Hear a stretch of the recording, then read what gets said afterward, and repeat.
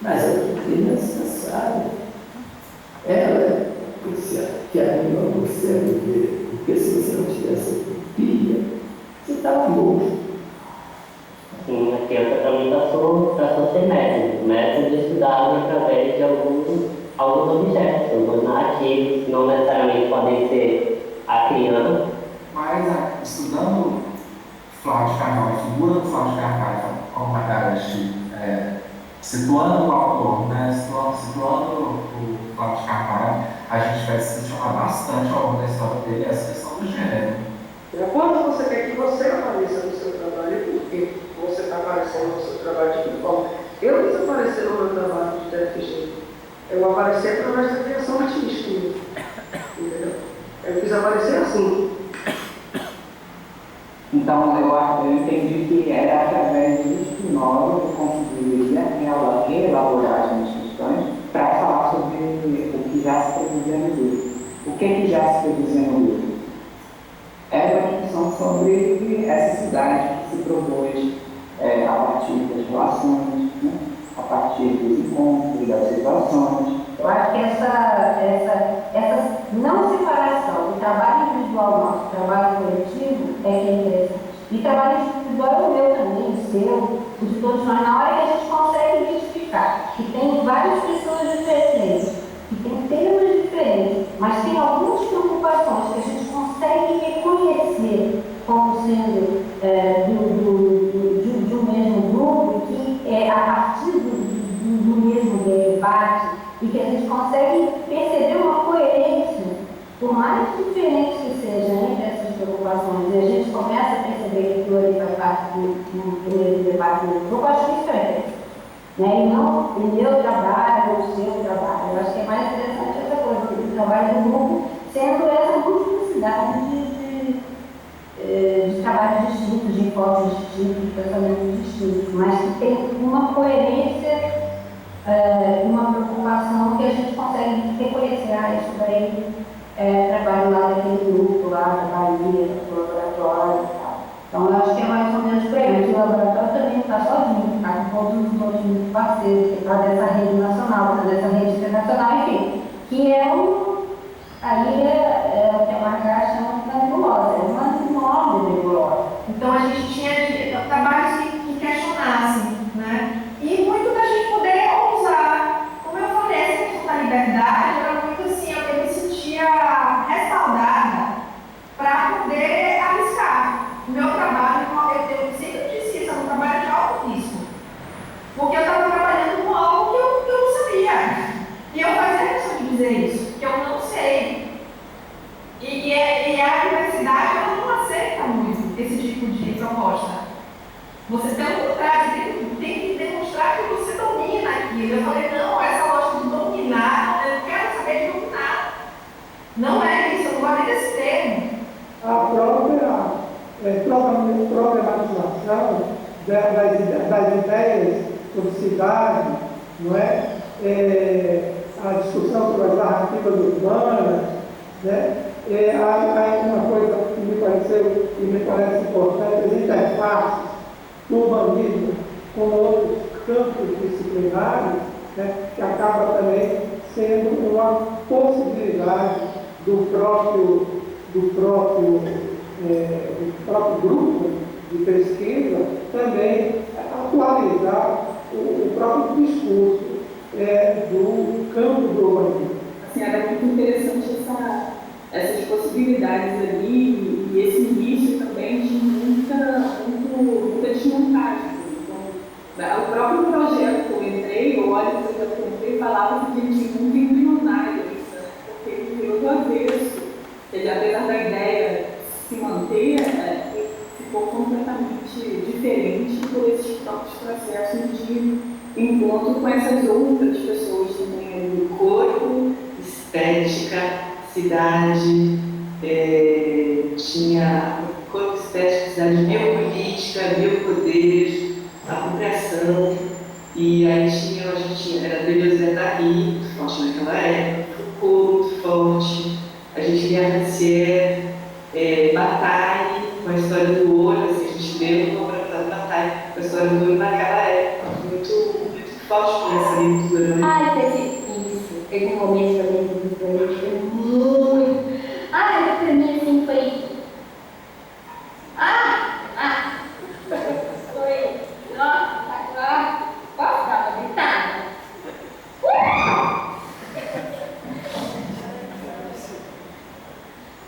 E foi muito legal quando o Benjamin aparece, né? Porque, na verdade, ele já tinha aparecido, mas o Benjamin aparecia muito em rede de reprodutibilidade, nas acelerações de conta técnica, trabalho, cultura. E aí teve um momento que ele pegando o texto muito massa. Ele pegou o texto do Billy Bolly e trouxe para a sala de aula, para grupo de pesquisa.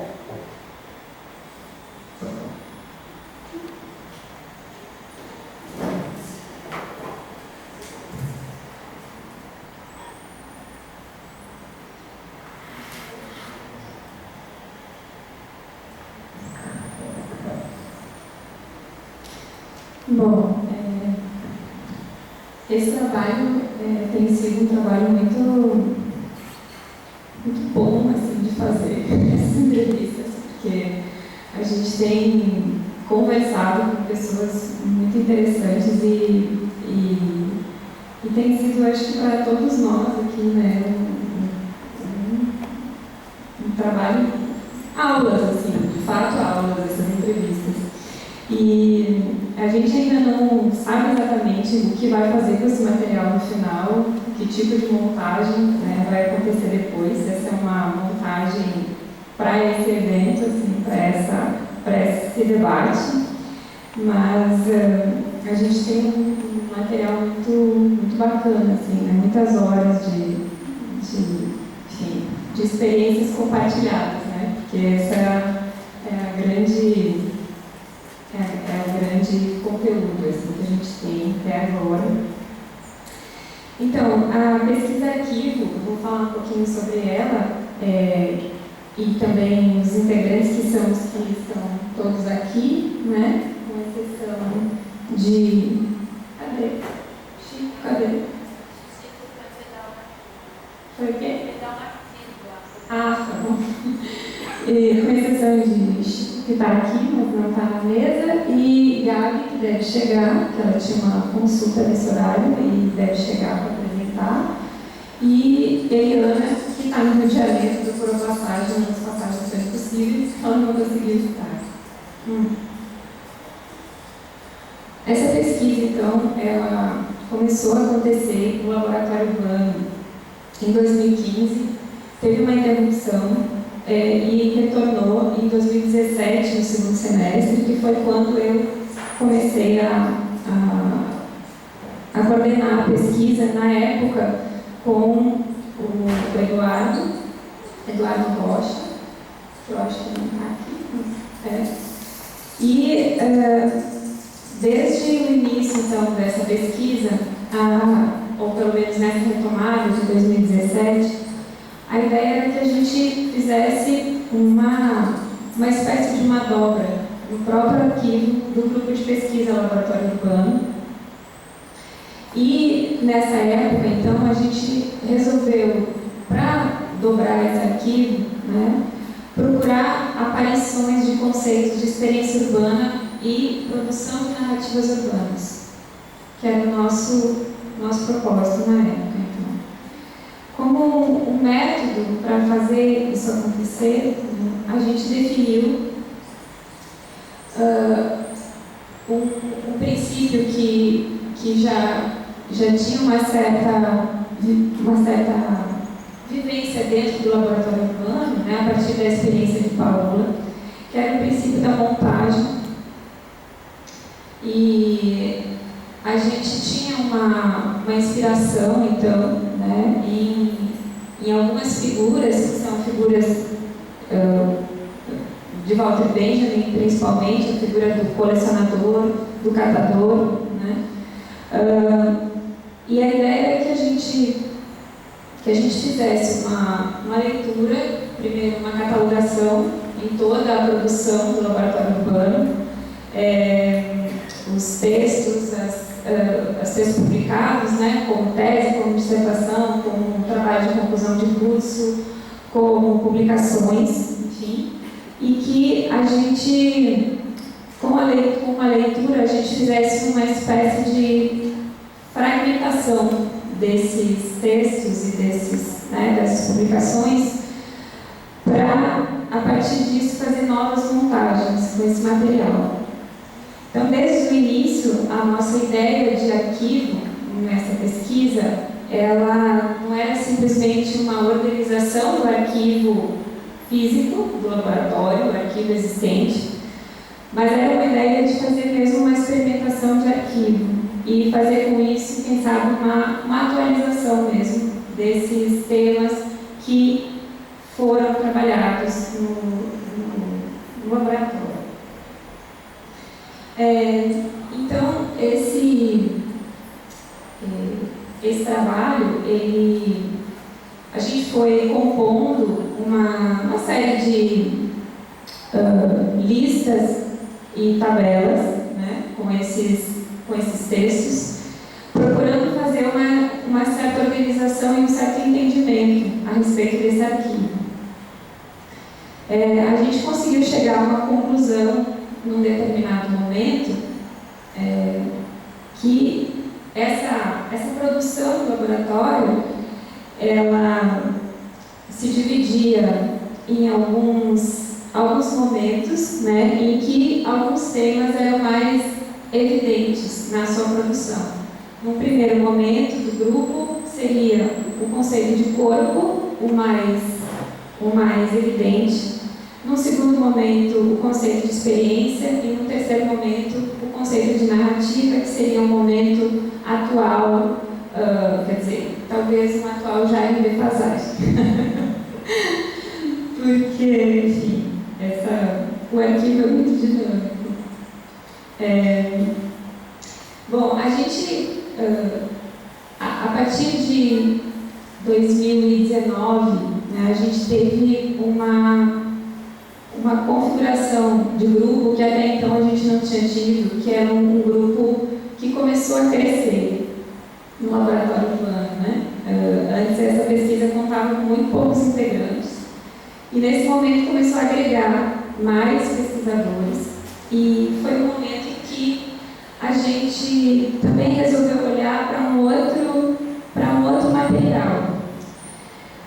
A nossa ideia inicial era trabalhar a partir do princípio da montagem, então, com esses fragmentos da produção do laboratório que nós íamos construindo. A gente teve toda uma discussão sobre o que era produzir um fragmento, sobre como que a gente faria esses fragmentos conversarem.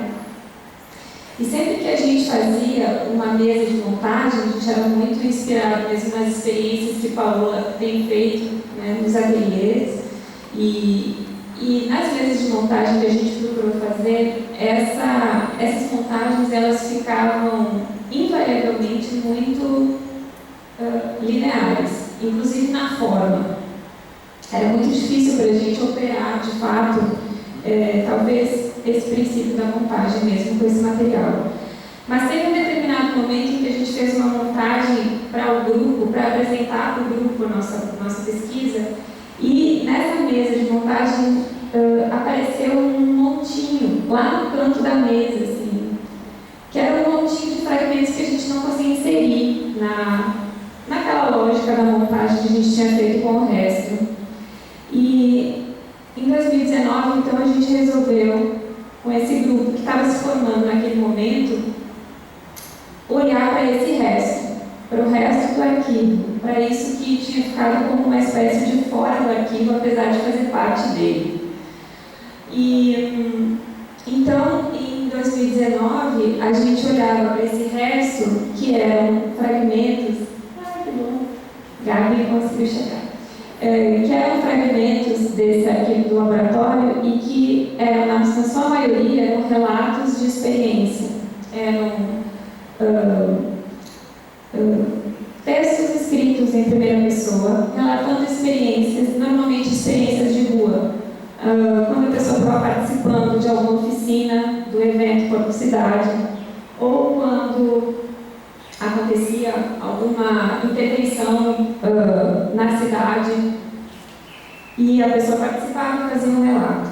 Esses relatos apareciam principalmente na revista Redobra, que é a revista que é publicada pelo Grupo Laboratório Urbano e pelo LabSat, e a gente resolveu então dar atenção para eles, né? Por que aquele discurso, que era um discurso muito experimental, que falava do corpo, que falava da cidade, ele não entrava na nossa organização daquilo que a gente estava fazendo naquele momento.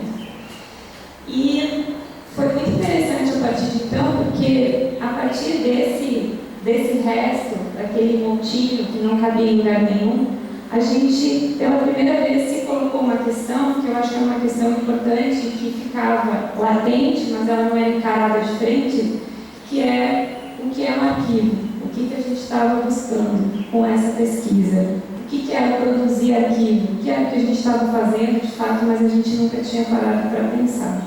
E nesse momento, aí os meninos já estavam participando da pesquisa, né? Marcos e Rafa, a gente começou a estudar conceitos de arquivo. E isso começou a acontecer em 2019 e a gente estava já prestes a entrar em pandemia. Então, a gente entrou na pandemia estudando conceitos de arquivo. E foi muito interessante isso, porque o grupo seguiu acontecendo, né, dessa forma, à distância, enfim. E aí eu escrevi um pouquinho sobre... é um texto quase uma experiência mesmo de texto, porque eu comecei a me lembrar desse momento, porque eu achei esse momento tão interessante como que o estudo do arquivo, a pesquisa arquivo, passando a ser dessa forma, né? A gente à distância falando disso, e justamente o momento em que o grupo começa a fazer uma investigação a respeito, eu me lembro disso, logo no início a gente estudou um texto, que era um texto do Eduardo Verde de Castro, que era sobre Clarice Lispector, e ali tinha algo que trazia também o livro da Clarice Lispector, A Paixão Segundo GH, e isso animou muito a nossa discussão. E logo em seguida o nosso grupo, que antes nem sei como se chamava, mas o grupo passou a se chamar, o grupo de WhatsApp, a gente mudou o nome para Arquivo Vivo. E era só um apelido de nome de grupo de WhatsApp de fato, mas esse Arquivo Vivo ficou como algo que dizia respeito, talvez, daquele momento que a gente estava experimentando ali na pesquisa. Aí eu escrevi um textinho rápido, bem rápido, tá? Vai dar tempo. O nome é um arquivo vivo mesmo. Não tem nem final, mas é uma experiência mesmo. Foi por acaso que o grupo recebeu o apelido Arquivo Vivo. E esse acaso era no meio de uma questão sobre o vivo e sobre Clarice Lispector. E aconteceu assim sem querer.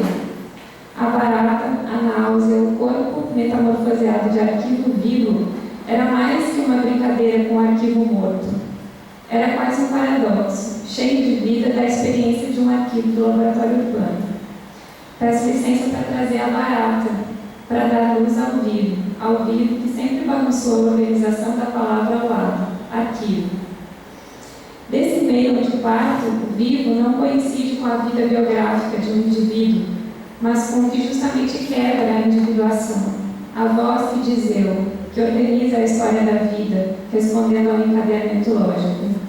Vivo é como estranho, real, inominável e irrepresentável, o furo na linguagem, que o olhar da barata produziu em GH, no quarto antes ocupado por Janaí, a empregada da casa. Vivo como pulsação que atravessa GH naquele momento. Aí eu trago um trechinho da Clarice. A passagem estreita fora pela barata difícil, e eu me havia esgueirado com nojo através daquele corpo de cascas e lama. E terminava também eu, toda imunda, por desembocar através dela para o meu passado, que era meu contínuo presente e o meu futuro contínuo. Minha vida fora tão contínua quanto a morte. A vida é tão contínua que nós a dividimos em etapas. e a uma delas chamamos de morte. Eu sempre estiver em vida, pouco importa que não eu propriamente dita, mas isso que convencionei chamar de eu. Sempre estive em vida. Eu, corpo neutro de barata. Eu como uma vida que finalmente não me escapa, pois enfim a vejo fora de mim. Eu sou a barata, sou minha perna, sou meus cabelos. Sou um trecho de luz mais branca no reboco da parede. Sou cada pedaço infernal de mim. A vida em mim é tão insistente que se me partirem como uma lagartixa, os pedaços continuarão estremecendo e se mexendo. Vou cortar aqui para dar tempo. O desassossego com essa prática arquivista nessa pesquisa era explícito. O esforço de catalogar, contar, fazer a tabela, conversar, estabelecer marcadores, dividir os momentos da produção, eram acompanhados paralelamente de uma vontade de embaralhar as linhas, ou de criar outras tantas tabelas possíveis em uma experimentação que desse visibilidade ao gesto, à mobilidade, à vida do arquivo, ao corpo e à cidade, que como um elan vital atravessavam nossa busca. Novas conexões e outras tantas possibilidades para a produção que estavam na prateleira das salas do laboratório. Estabelecer conversas entre diferentes, fazer saltar das aproximações dos fragmentos outros sentidos. E a queda do sentido também, as idiosincrasias, as melodias até. A montagem como método de criação, a figura do catador e do trapeiro, Wagner e Benjamin, as experiências de Paola nos ateliês, eram inspirações para fazer arquivo a partir do olhar que vinha daquelas prateleiras. Foi de um dos experimentos de montagem que nasceu um montinho de fragmentos no cantinho da mesa. Era uma sobra que fazia parte da produção do grupo, mas não encaixava em lugar nenhum. Em sua maioria, eram relatos em primeira pessoa de experiências do corpo cidade, um conteúdo bastante importante nas primeiras redondas. Esse fora do arquivo, que é também ele, nos levou para uma questão que nunca tínhamos olhado de frente. O que é um arquivo? O que é fazer arquivo? O que é fazer arquivo de um grupo que anda contra o arquivo, talvez, se pensarmos nesse paradoxo que foi apontado por Derrida entre arquivo e memória. O arquivo, se essa palavra se estabiliza em alguma significação, não será jamais a memória ou a anamnese em sua experiência espontânea, viva. Ao contrário, o arquivo tem lugar na falta originária e estrutural da chamada memória. Derrida apressa-se em deslocar a questão do arquivo de seu lugar comum e a memória, o retorno à origem, ao arcaico, e coloca em cena uma visada necessariamente ético-política para a noção de arquivo e de futuro. Nos primeiros tempos que participei da pesquisa, então, havia uma escolha por não estudar as teorias e os conceitos de arquivo. Era como se essa palavra arquivo permanecesse como uma materialidade de coisa fechada, um suposto, porém estranha, instável, uma coisa que nos olhava. Arquivo era a produção material do grupo, seus textos, teses, dissertações, livros, seus seminários, colóquios, encontros, mas arquivo era também um corte nesse acúmulo. Fazer arquivo nessa pesquisa sempre foi ser olhado por essa materialidade que não queria estar pronta e, de certa forma, sempre esteve em luta contra essa estagnação de si mesmo, em luta contra o arquivo próprio. Diante desse insabido, no nome do grupo do WhatsApp, Arquivo Vivo, estava um lançamento para outro lugar, para um resto do arquivo. O resto da experiência, ou talvez do improviso, não sei, aí tem um novo momento, que não cabia na organização dos fragmentos do arquivo que estávamos realizando. Era um lançamento também para dentro da tabela dos nomes, das classificações, das prateleiras, dos HDs, sempre com alguns desaparecimentos. E era corpo e era cidade, esse resto que nos chamava. Era um gesto de estar na cidade, ser afetado pela diferença, pelo inominável que habita o concreto da rua, um testemunho dessa crise, a vida. O vivo é uma insistência, ele não tem cabimento. Nascia um tempo para o qual os arquivos não diziam muita coisa e nós estávamos longe das salas da UFBA, nos vendo através da tela, muito privilegiados por podermos estar em casa, sobreviventes da pandemia que iniciara. A rua se tornando cada vez mais um lugar do perigo, do medo, uma consciência exagerada e necessária dos micro-organismos que cintilavam em nosso imaginário sobre a maçaneta da porta, a calça que precisa andar na rua, o corpo que teve contato com o ar livre da rua e pior com os outros. Um certo encantamento de todos os objetos, a lavação de tudo que chegava da rua para neutralizar a vida que podia habitar uma sacola do supermercado, o saco plástico do papel higiênico, tudo nos olhava. Aquela impressão da história que se conta em contínuo parecia ter interrompido. Nesse momento decidimos, na pesquisa, que uma ideia que a gente tinha esboçado antes da pandemia ganhar o mundo fazia sentido, que seria de organizar algumas palavras, conceitos que eram evidentes como chaves de entendimento para a complexidade da cidade nos primeiros anos do laboratório. Era uma forma de dar lugar aos restos, dar lugar àquela cidade. Estávamos distante de 12 anos do seu lançamento, da primeira redobra. Isso em 2020, né? Mas com alguns acontecimentos que produziram uma espiral na experiência do tempo. Além da pandemia, o golpe, os movimentos de 2013, estávamos muito distantes de 2008. Nos deparamos com uma cidade, laboratório, e isso lá naquelas primeiras redobras foi muito impressionante para nós, que no grupo, quando a gente começou a olhar esse material, era muito emocionante.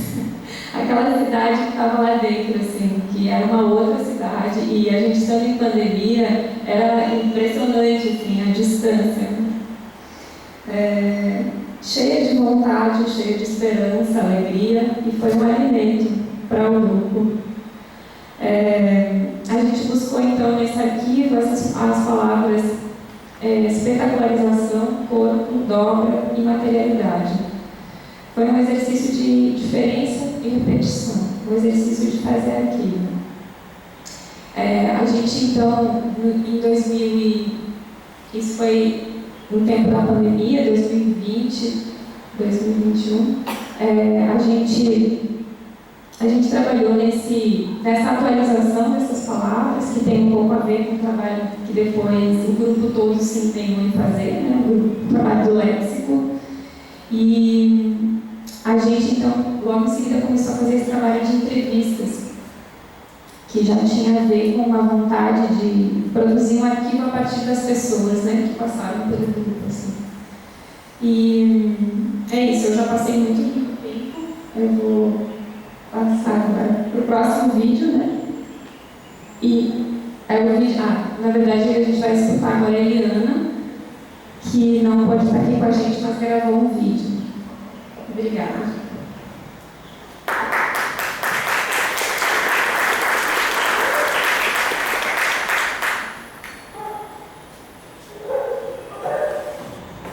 Boa tarde, pessoal.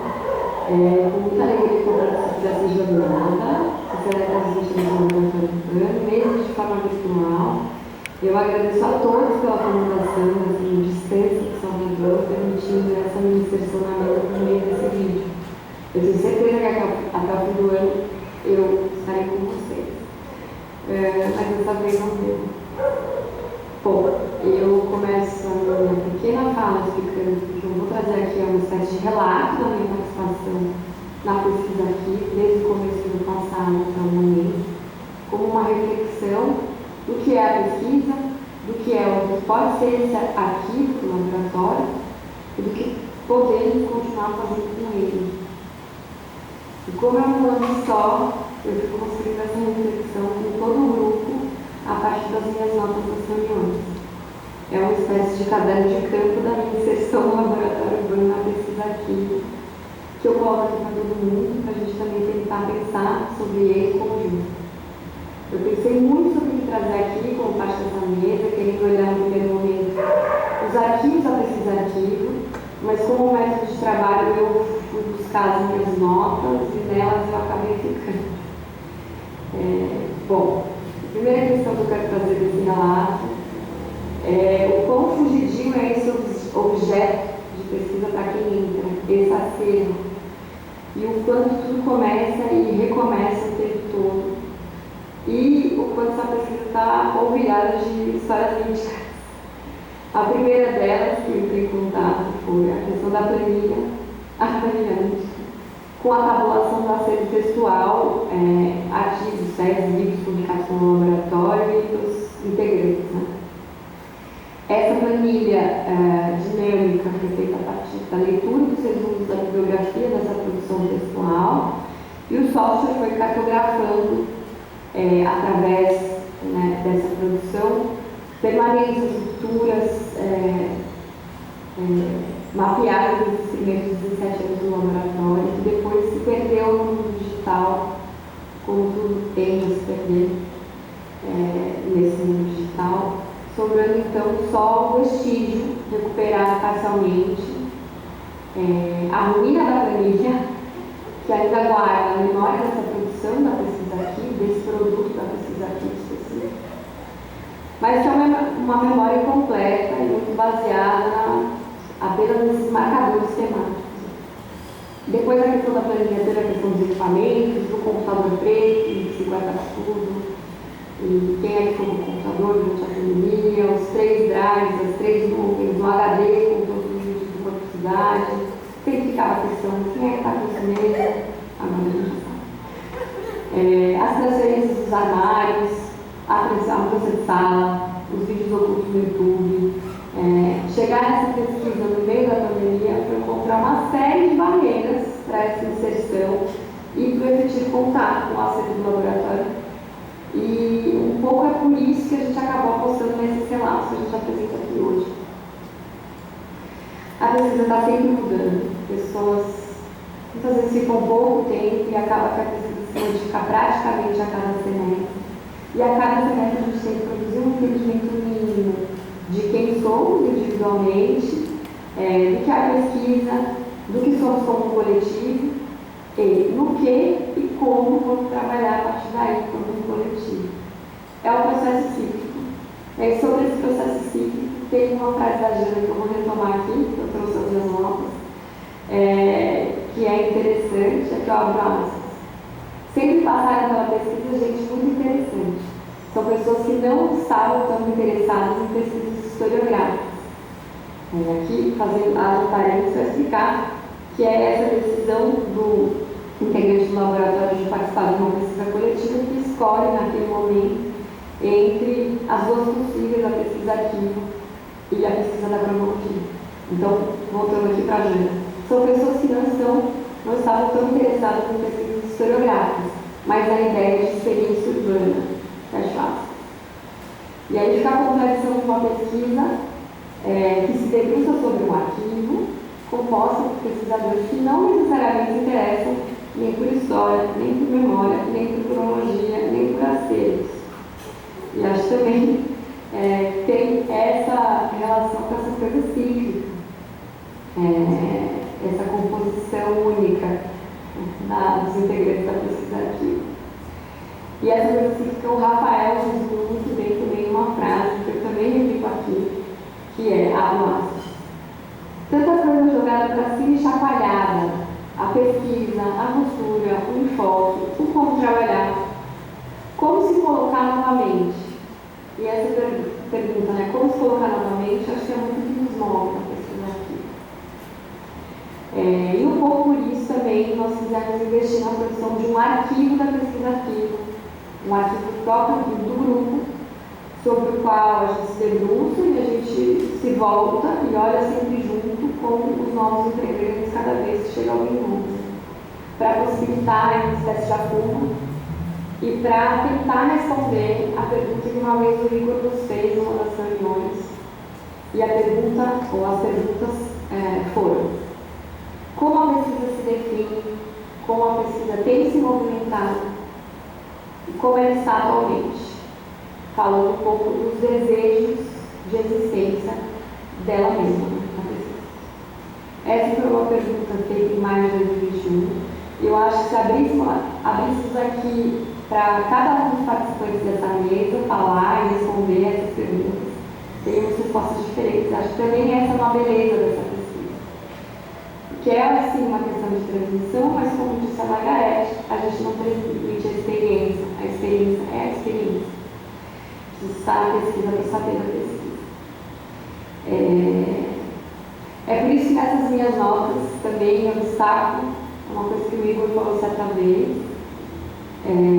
dizendo que a gente, aqui esse agente é o próprio laboratório ou a própria pesquisa aqui, e a citação é: a gente tem sempre que recriar as coisas. E sobre esse ato constante de recriar, a Paola, nessa mesma reunião, falou sobre o ato de recuperar a memória do próprio processo de investigação como método de investigação. E ainda sobre essa questão, a Margareth devolveu dizendo que tudo é movente, e que esse entra e sai de indivíduos, e a cada entra e sai de indivíduos acontece, e a cada entra e sai de indivíduos a configuração muda. Portanto, a questão da pesquisa química, acho que também a questão do próprio laboratório, é uma questão de configuração e de processo, unindo essas duas coisas, configuração e processo. Configuração como um instantâneo e processo sempre movente. Aí, voltando aqui para os relatos da própria pesquisa arquivo, e sobre essa questão e o problema da transição do nosso método de trabalho, tem uma frase da Jana, que começa falando que o fio condutor da pesquisa é essa questão da transição, e aqui eu cito a Jana, abre aspas: foi o organizar o arquivo, o mobilizar as memórias, seja do próprio grupo, seja da cidade, que a gente começou a fazer a coisa das galinhas. E aí eu pego essa frase que a gente tem que apreciar muito o processo, que começa na ruína da família mítica e termina nas galinhas do Rio Vermelho. E isso nos mostra que é um processo de pesquisa não engessado, um processo de pesquisa criativa, e que fabula o tempo todo a partir do que tem. E nem sempre tem muita coisa. Vou me encaminhar aqui para finalizar, já vou segunda-feira, aproveitando para trazer uma fala do Ramon, que eu escavei aqui nas minhas notas, eu achei muito linda, expressa um pouco também o que eu sinto nesse processo de me tornar laboratório urbano, através da pesquisa aqui. Abro aspas aqui para o Ramon. Tem essa questão de formação. O material produzido pelo laboratório me ajudou a me formar. A participação na pesquisa arquivo possibilitou escavar o lugar que eu chegava. E a gente precisa facilitar e dar outras condições para que esse processo de escavação de quem está chegando aconteça. E aí fecho aspas, mas em um outro momento o Ramon fala: são pistas para entender a ruína, o que não foi e o que poderia ser. Havia um esforço de chegar a algum lugar, mesmo que não se soubesse que lugar seria esse. Cada um da pesquisa trabalhava com o arquivo do laboratório como bem entendia. O que nos juntava eram os encontros orientados sempre por um texto. Eu me lembro muito que, vendo nesses vídeos, e aqui nesse relato ele está contando uma história de um processo de realizar uma montagem em vídeo. Volto para as palavras do Ramon. Me lembro muito que, vendo esses vídeos, como eu estava nesse processo de tatear o laboratório, de pensar o laboratório, de agir dentro dele, de tentar ser um laboratório. Eu acho muito bonita essa frase, de tentar ser um laboratório. O ato de pesquisa, da pesquisa aqui, como um ato de tentar ser um laboratório. Que eu acho que é um pouco que cada um dos participantes aqui dessa mesa está fazendo, quando mobiliza esse acervo do laboratório. E aí, Ramon aqui estava falando desse modo muito particular de organização do próprio laboratório, de registrar tudo no audiovisual, que nos permite o que ele chamou nesse dia de arquivologia dos gestos, arquivologia dos modos que se faziam no grupo, modos mesmo, gestos. Eu termino com essa imagem desse acervo audiovisual, que a gente ainda precisa mobilizar muito, e com a fala da Margareth, sempre nos remetendo ao que ela chama de experiência americana, para falar de como a gente entende, interpreta e vive as coisas e como as coisas nos atravessam. Então, a experiência americana para pensar o que é o arquivo, e aqui eu abro aspas para a fala da Margareth. Aqui, o suporte do arquivamento é outro. Portanto, desse corpo individual e desse corpo coletivo, que não é homogêneo, que é corpo em conflito, que é corpo em confronto, mas também é corpo em encontro, que se realiza o arquivamento. Finalizo aqui. De novo, muito obrigada por me permitir fazer parte desse dia de hoje e espero poder estar com vocês nesse encontro, produzindo outros arquivamentos muito em breve.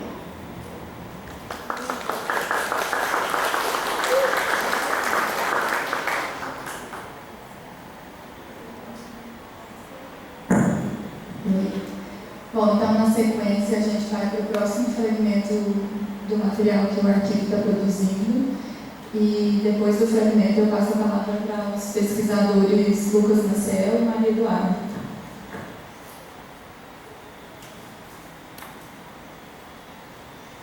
Eu tenho uma outra coisa que eu posso contribuir, por exemplo, os ovos, né? Tem um lugar muito favorito na minha garagem. Na garagem como se fosse dela, né? Porque toda vez que eu chegava, ele faria lá. Pouco a pouco eu fui vendo cada um desses pontos. O primeiro ponto era fazer as pessoas entenderem que todos nós temos memórias, mas que quando qualquer um de vocês escreve um texto e publica essa entrevista, põe no site, nós estamos interferindo na memória coletiva. Nós estamos trazendo insumos para desestabilizar uma memória coletiva. Podemos não estar fazendo história, mas estamos interferindo na memória de alguma maneira. Isso aí acontece a cada manhã com o jornal, tem um instrumento que interfere, evidentemente, a cada manhã, ou o jornal da televisão. Tá? Então, tinha que pensar nesse problema da memória e tinha que pensar no problema da história. Então, que tipo de memória que um historiador está tentando trazer? O que diferencia? Essa tecnologia, ela era uma linha. Se não me falha a memória, a tecnologia era uma linha. Tentava ser uma linha, tinha uns quadradinhos, tudo ali. E aí, não dava para continuar assim, porque a gente tem toda uma teoria francesa que está falando de cartografia, de rissons, não sei o quê, de crítica de historiografia. Então, assim, eu adoro tecnologia. Qualquer historiador que tem a tecnologia na cabeça está ali. Agora, para trabalhar e fazer, isso não dá aquele formato. No primeiro momento, eu acho que as leituras, elas eram muito de fazer um enfrentamento. Né? Então, a gente tinha ali o Deleuze, a gente tinha Camus, a gente tinha esses autores marginais, Sica, né? E Blanchot, era uma galera assim que queria razão no mundo, né?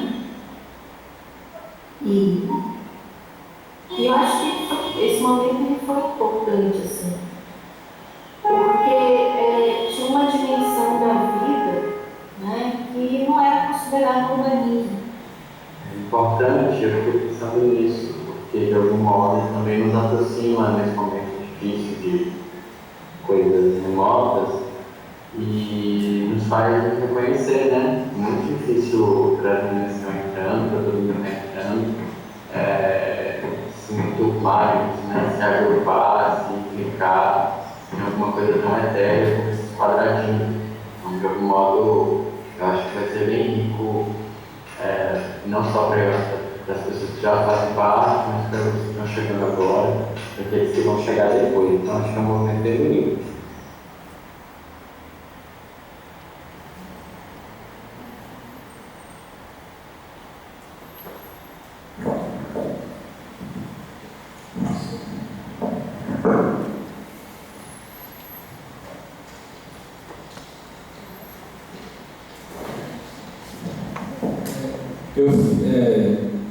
Ele falou sobre essa sensação de estar sempre tateando o arquivo.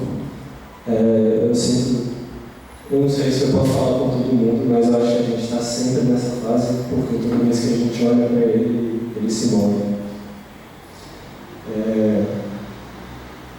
eu fiz um textinho sobre a organização da sala nova.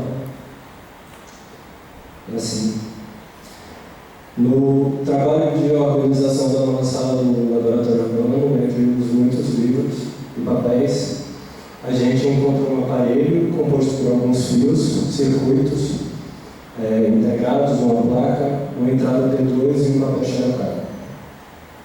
No cabeçalho lia-se Os Ouvidos da Rua aos Escutadores Urbanos, Aline Cury, Corpo Cidade 2012, Salvador.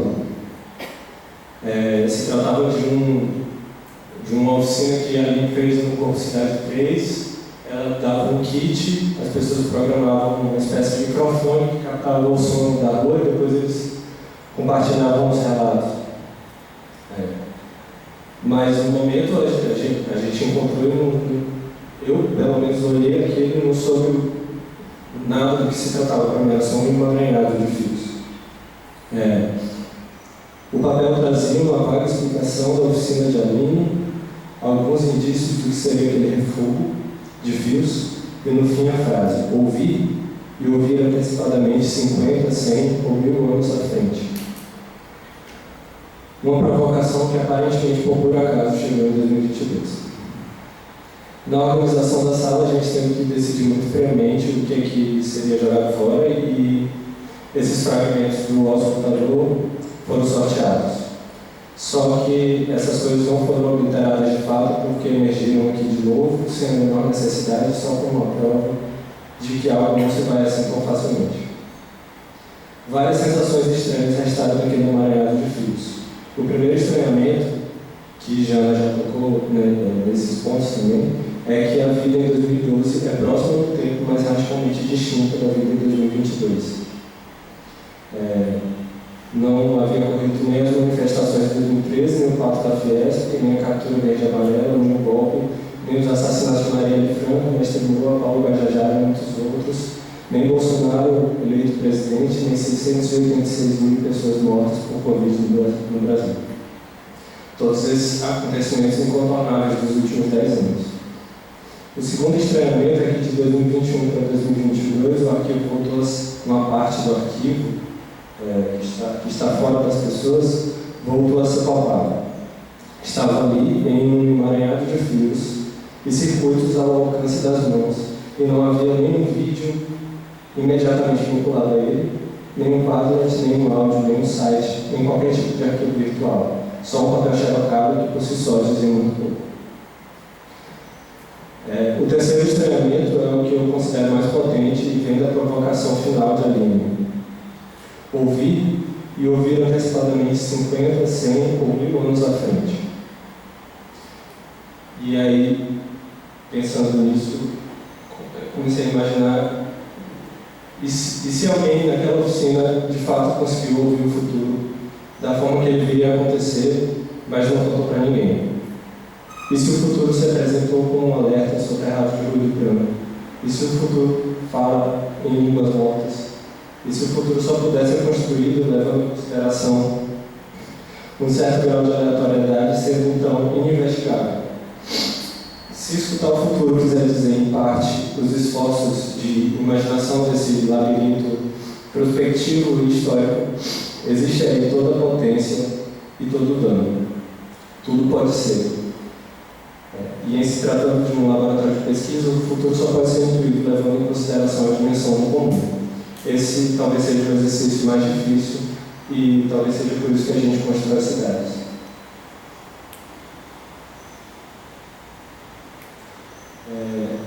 É interessante recorrer às atas da pesquisa arquivo de 2019 e perceber que a noção de acontecimento era muito discutida um pouco antes do acontecimento da pandemia.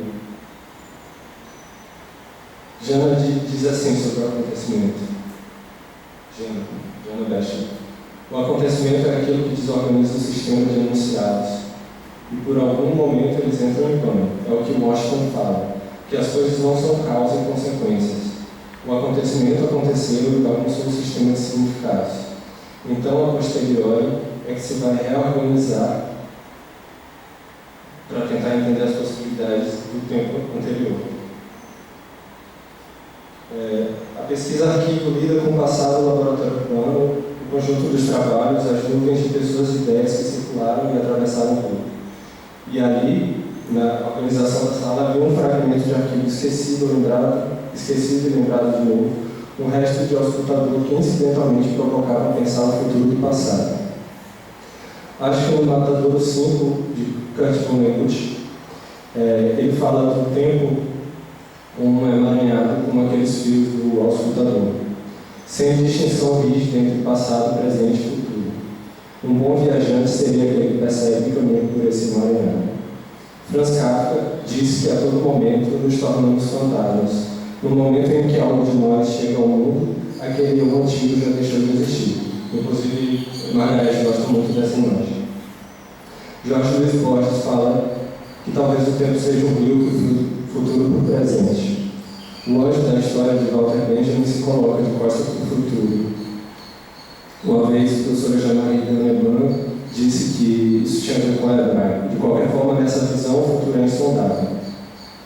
A forma como a gente enxerga o futuro ou o tempo afeta diretamente o modo como a gente joga o mundo e nos organiza nele. Se algo persistir dessa minha fala, eu queria que fosse o desafio da gente tentar imaginar o que de fato, ou como aquelas pessoas, ou se aquelas pessoas conseguiram de fato ouvir algo do futuro. E se o futuro se comunica, o que a gente consegue ouvir agora, nesse momento tão embaralhado.